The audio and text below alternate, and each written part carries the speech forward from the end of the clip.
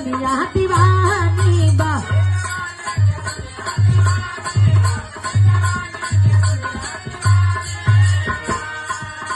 हमारा हुस्न पे छलकत पानी बा।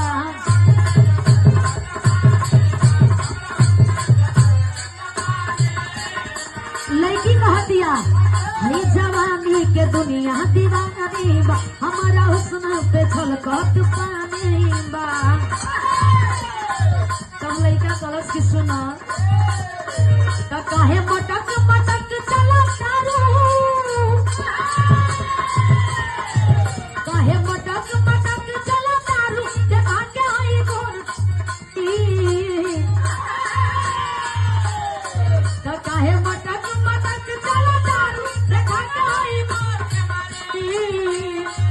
तब कहता लड़का हमारे नैना के चैना चुरावे।